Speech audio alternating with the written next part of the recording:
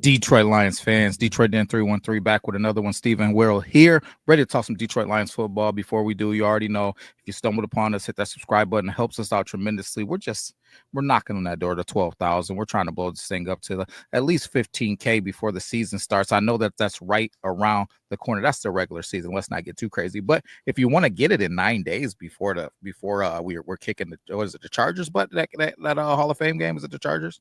8 days. 8 days away from the Chargers game in the Hall of Fame. Yeah, so if you want to get it done before that, we would gladly appreciate that too. And think about becoming a member if you want to win some free Detroit Lions stuff. But Steve, what's on the docket today, man? What we talking? Well, I was a little surprised today. A little surprised. The Detroit Lions are hosting a new player, a brand new player, brand new Camaro to bring into town. Kyzir White, formerly of the Arizona Cardinals, kind of traveled around a little bit. He's played for some other teams as well. But well, the first thing that pops in my head, Kyzir White, linebacker. We've had a little bit of linebacker drama. Am I reading too far in between the lines here with some Alex Anzolone stuff, or is this might have a little meat on the bones to it? Yeah, a good journalist asks good questions. Well, that's what we do here at Detroit Den 313. Steve, I'm going to say this. I don't like the question. I don't like it. I'm just going to say that I don't like it. I'm going to say I think it has to play a role in what's going on here in Detroit.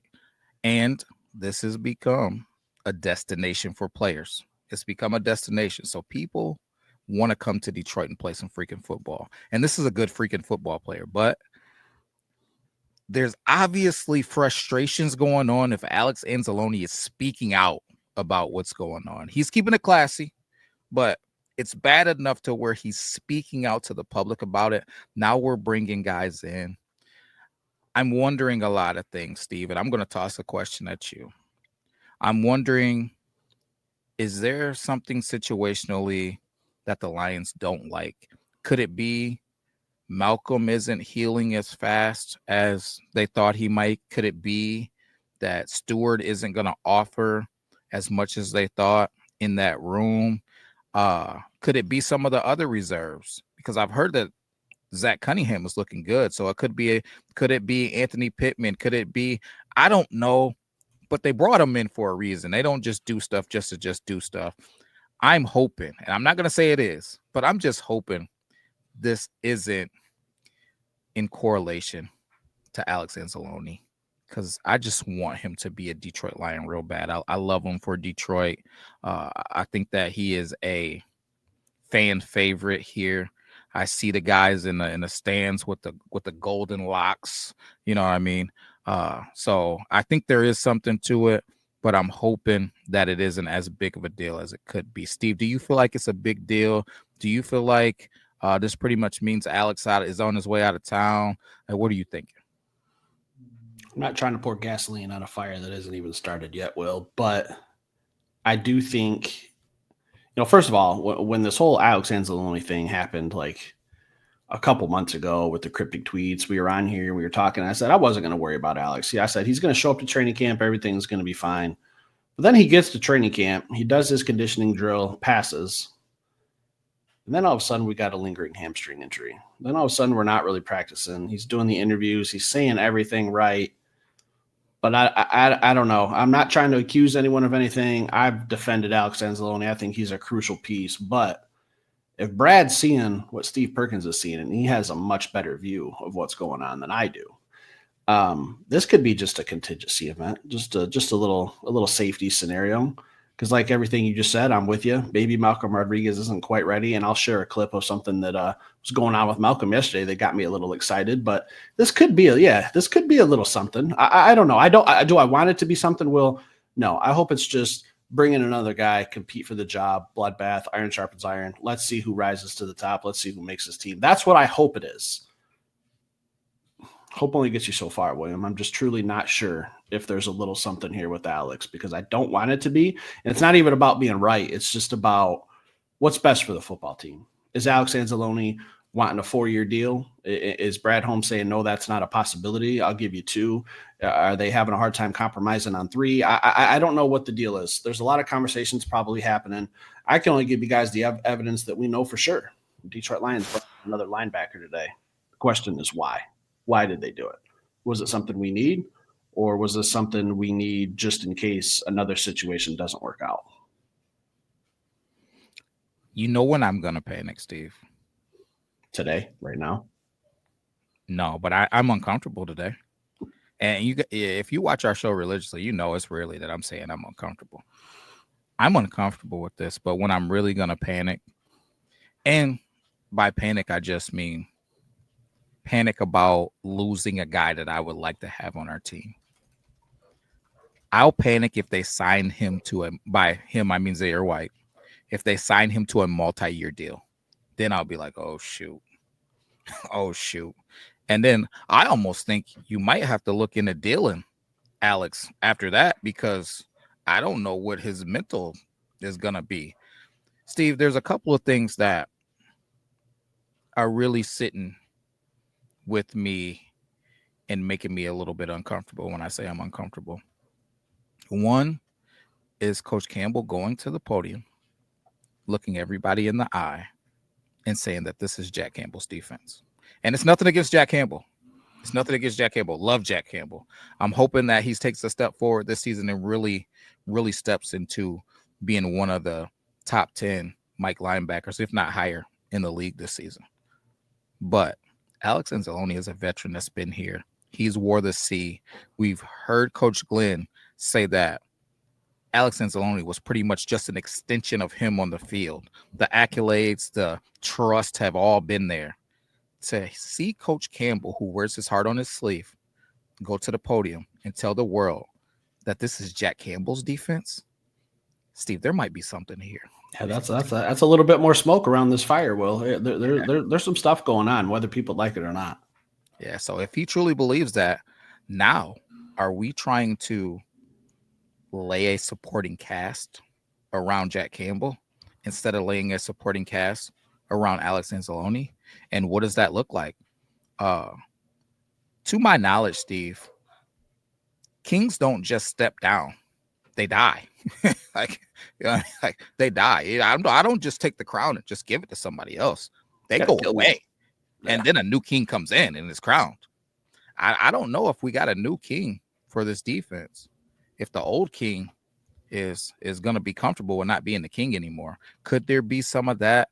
The subliminal tweets have said it all, man. Hey, listen, I'm the only one in the league that was doing this or that. Hey, listen, watch the film. I need that top 5 linebacker money. I don't know, Steve, because we could get cheaper. We got Jack. If we let Alex go about his way, and I'm not saying that I want Alex Anzolone. I'm gonna say it again, but things could get cheaper, and it's something to think about moving into all of these people that we got to sign. We're not going to turn this into a salary cap show. We do enough of those, but everybody knows we got a lot of people to sign. So, Steve, does those factors, especially the Coach Campbell statement at that podium, does that make you a little bit more uncomfortable or a little bit more open to the possibility that maybe this has something to do with Alex Anzolone? I think everything just adds up, and it just doesn't look good for Alex. Again, like showing the cryptic tweets, retweeting things with little subliminal messages, not showing up to voluntary mini camp. I know it's voluntary, but just not doing that as a leader, which I defended, by the way, but I'm just adding the pieces together here. All that stuff, and now getting to training camp, you do your conditioning test, hamstring injury, going to the media, saying all the right things. I want to retire a Lion. I'm here to help the team. What coach is saying, what Brad Holmes is doing. There's like 5 different things that are adding up and telling me something's going on with Alex Anzolone, and maybe he's not going to be a Detroit Lion. And I don't want that, but it's just a lot happening, Will. Like, I can't ignore it. So I don't know. I don't know what's going to happen. I don't think it's a good thing for Alex to be sitting on the sidelines while someone's out there trying to take your job, but I get it. You're trying to make your money.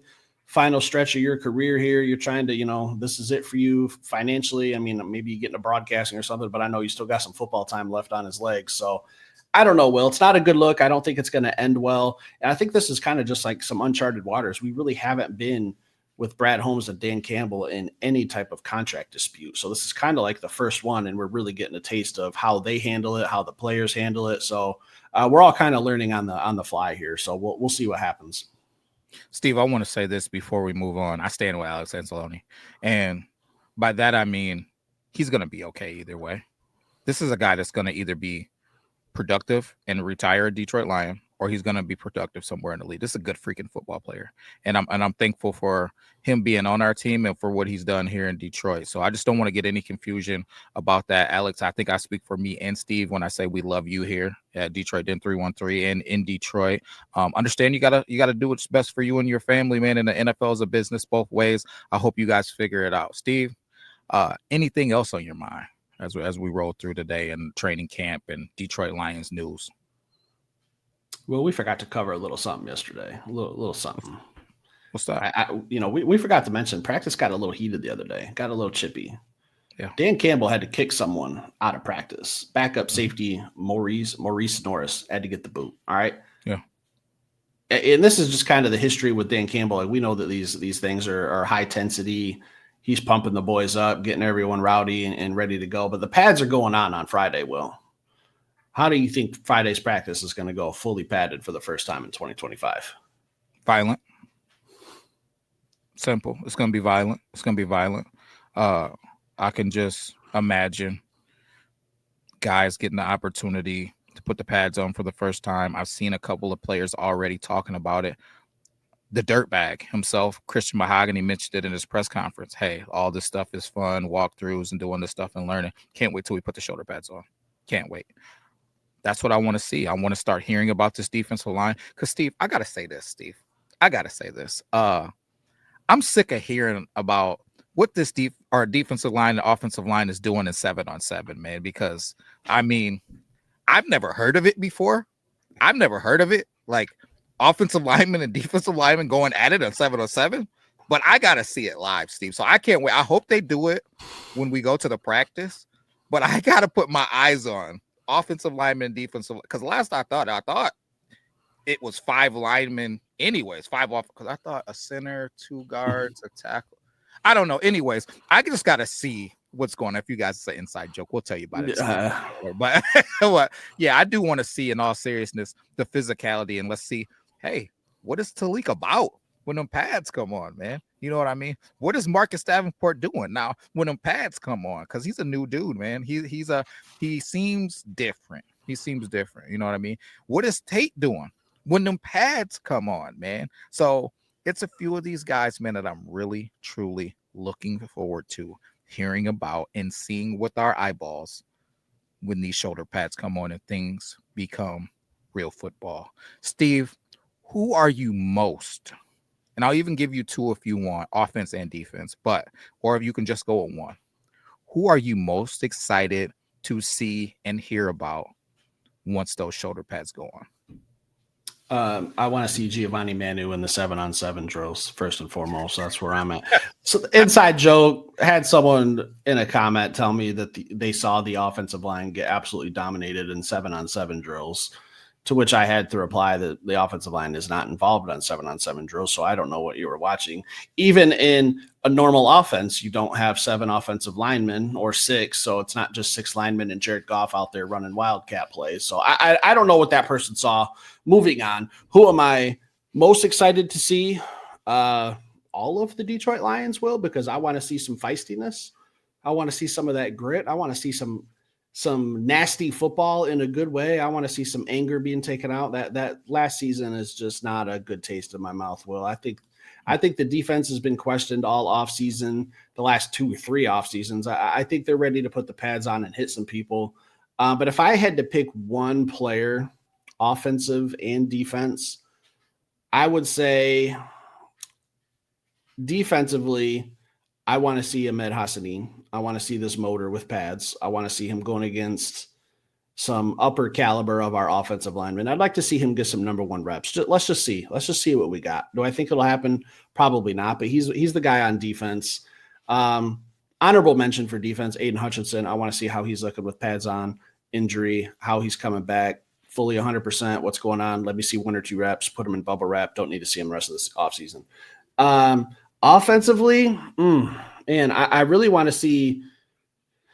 I don't think pads really affect it, but I kind of want to just see some more Jameson Williams. I want to see some more of these routes, how he's running with pads a little bit heavier, if that even makes a difference. But just how he's getting out of his breaks with a little bit more contact now from some DB. See how that's looking. Those are probably my two guys with an honorable mention. Will, who are you looking at? First thing I got to say is Steve. Are you nuts? Are you out of your mind? You're not going to mention TA? I want to see TA. I can only pick one. You said one and one. Everybody. Yeah, I know, and it should have been TA. I want to see him strapping the world. There's no way. I could have said anyone, and you would have said, "Are you nuts?" and given another player. Absolutely, it was TA. It's TA all day, every day. I want to see TA putting the straps on everybody, from J-Mo to St. Brown to everyone. Which we've already saw a little bit at camp. He had a PBU on J-Mo, and he had an interception on St. Brown. Basically, I think that St. Brown may have to name his first son TA at this point, man. Unless I see something else come out of camp. Like, what are we doing? TA is the man right now. Last thing I seen was TA putting the straps on. He was flexing in his face. Like, I don't know. I think St. Brown might be calling TA Uncle TA at this point, man. And I want to see more of it, man. Same thing with J-Mo. No, in all seriousness, though, it is TA, man. I'm really excited about what players are saying. I said it yesterday. Players are talking about how huge of a step that he's taken. Don't take it from us. Don't take it from other podcasts or ESPN or whatever. Take it from what the players that are going against him are saying, or the players that are watching him day in and day out. I want to see this huge step that he's taken forward. And offensively, for me, it's probably not the sexiest pick, but I want to see what Tate's doing. I want to see, man, shout out to Frank Ragnow. We could find out really what you how special what you've done over the past, I don't know, 7-8 years has been. How does it feel for Jared Goff back there? How does it feel with a new guy in the center of this offense? Are we going to be seeing situations to where he looks like an absolute liability, or does it look like he's plug and play and forget about it? Because Steve, we don't have an elusive quarterback back there standing behind him. If he and the boys aren't taking care of business, we could have some growing pains here in Detroit. So those are the two things that I'm really watching, man. TA, Tate, let's see what's going on. Primetime TV for me, man. Anytime I get an opportunity to watch those guys, as Mike Tomlin says, don't blink. I'm going to cut my eyelids off and not blink. The real answer to the question was we're excited to see all of them in pads because it's just another day closer to football season, Will. So there's no are you nuts, because I could have named 53 guys. I'm excited to see all 53 of them in pads that are going to make the team. I know there's more, but let's just start hitting people. All right, let's take out some aggression. I think we got some joint training camp practices coming up with the Dolphins, the Texans, and I don't think we have a joint practice with the Chargers. I think that's just straight up to the Hall of Fame game. But, well, it's football season. We're here. Training camp news, bringing in some new players. You got anything else for tonight? No, just let us know how you're feeling, man. How you feeling about this linebacker coming in? Do you think that it's a thing with Alex? Are you okay with Alex? If Alex has to leave Detroit, do you think that it's as big of an impact as some other people think it is? Because some people think that the Lions can't go on without Alex. I do think that we could go on. I just don't want to go on without him, and that's just the bottom line. But I also understand the money and this being a business. So let us know how you're feeling about the stuff we talked about, man. Leave it in the comments. Stick around, hit that like button. We'll be back later with another show. Peace.